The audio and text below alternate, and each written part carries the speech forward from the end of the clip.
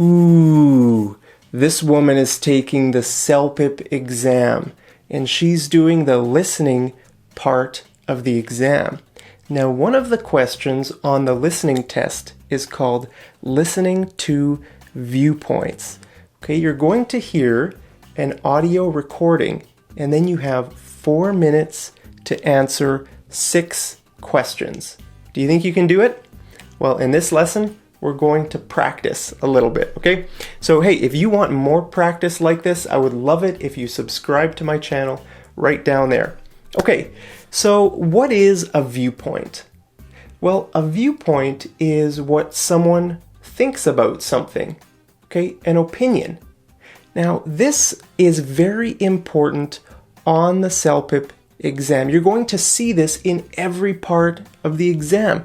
Reading, listening, writing, speaking, okay? Speaking your opinion, listening for viewpoints, writing your opinion on a certain topic, okay? So it's very important that you understand this concept of viewpoints and opinions, okay? So when you're answering this question, you're going to hear the audio recording, right? And you're going to hear several different viewpoints, several opposing viewpoints. And you need to listen for who has a certain viewpoint and what that viewpoint is. Okay? Who and what. That is the most important thing to do well on this question. Now, if you want to take notes, that might be a good idea, but it probably depends on you. Everyone might be different.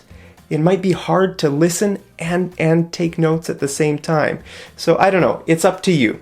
But hey, right now, I'm going to read you a news article, okay? It's going to take about 3 minutes, and then we're going to practice some questions together, okay? So I want you to listen up, listen very well, and if you want to take some notes, then you can take some notes. Okay, are you ready? Here we go. U.S. President Donald Trump has asked the Pentagon to organize a large military parade in the nation's capital. The president made the request of top military chiefs in late January after reportedly being impressed by a French Bastille Day parade last year. It was one of the greatest parades I've ever seen, he later said. We're going to have to try and top it.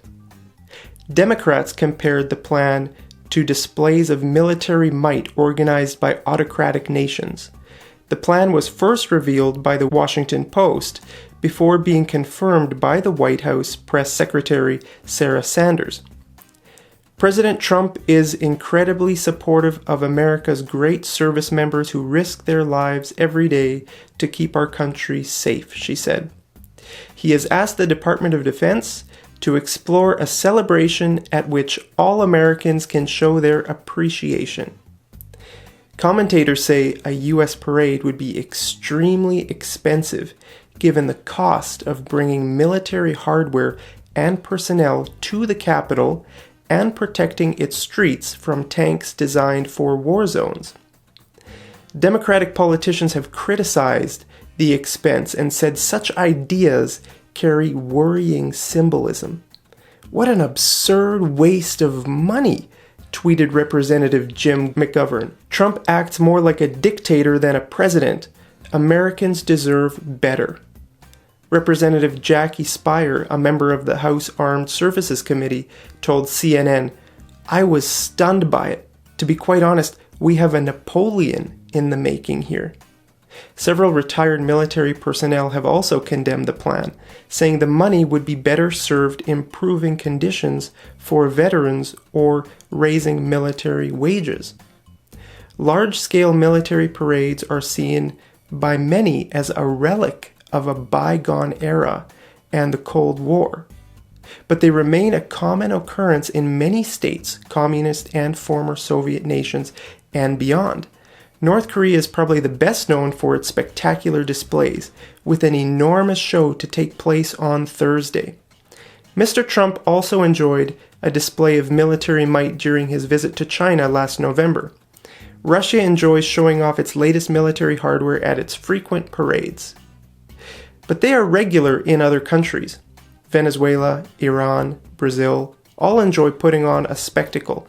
Like North Korea, Thai forces parade on Armed Forces Day, and countries such as Australia and Sri Lanka use military parades as part of National Day celebrations. The US, however, has largely reserved such ceremonies for the end of major conflicts. The last such in Washington, D.C.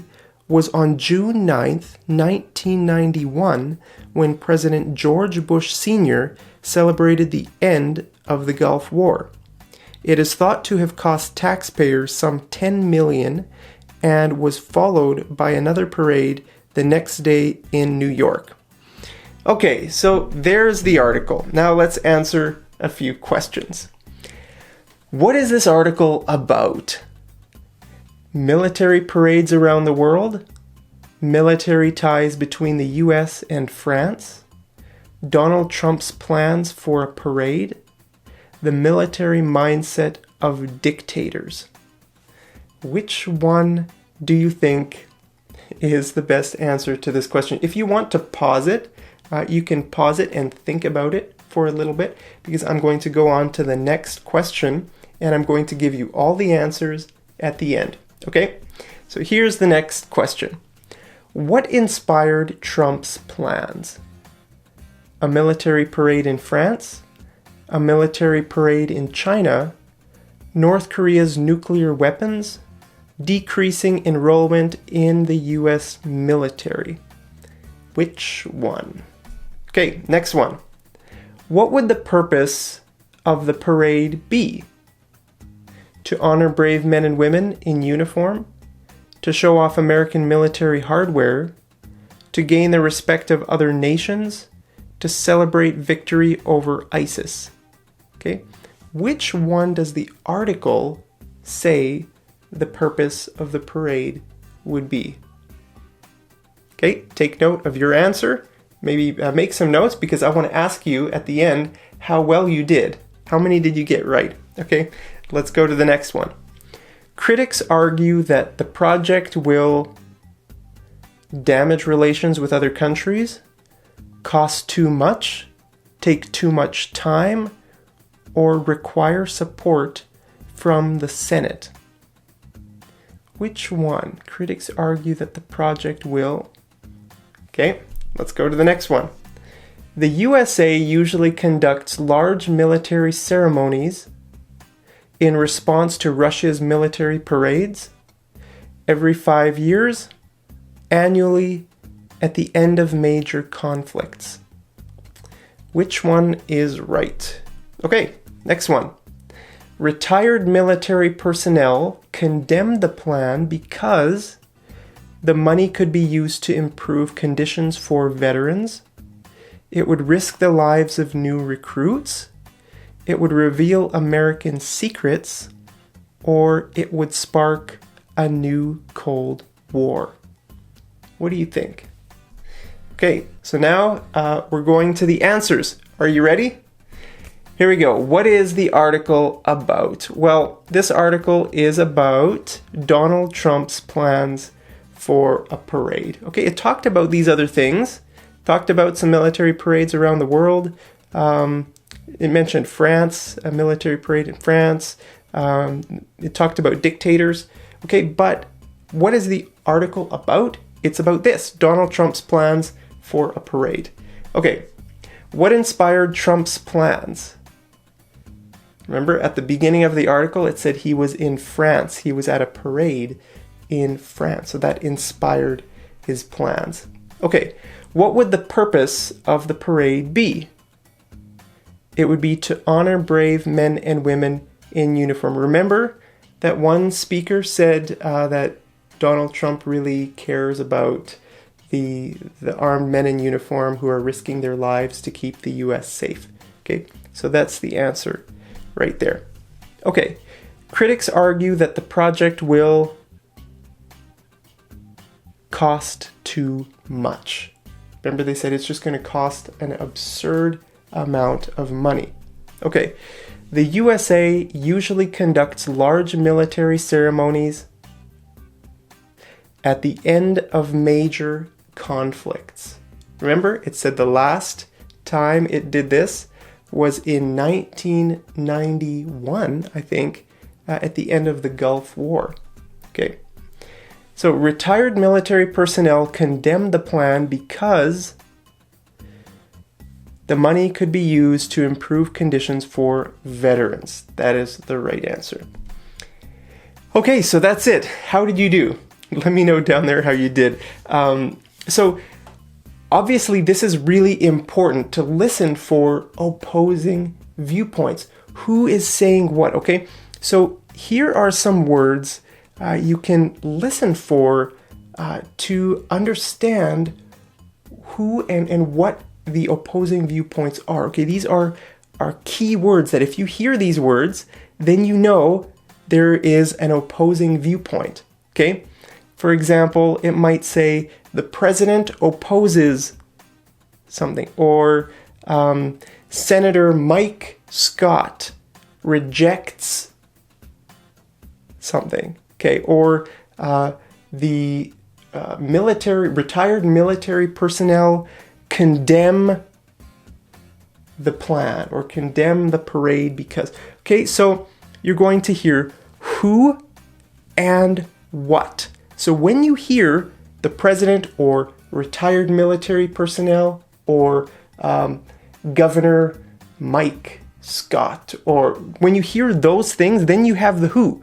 Okay, then maybe take a quick note. This person is what do they think? What is their viewpoint? Okay, and then you can just make note of that. So those two things, who and what, those are extremely important when you're answering this question. Okay, so basically you're going to listen for the main idea of the article, or not the article, the passage that you're listening to. Okay, what is the main idea? What are the opposing viewpoints? And who and what? If you do these things, I think you're going to do pretty good on this question. Okay, so let's do some homework. I'm going to read you a short passage, and then I want you to answer this question. Okay, ready? Amnesty International has raised major concerns over the 2022 World Cup in Qatar, saying that migrant workers face extreme risk and abuse. However, Qatari authorities have dismissed the allegations, saying that all measures are being taken to protect migrant workers.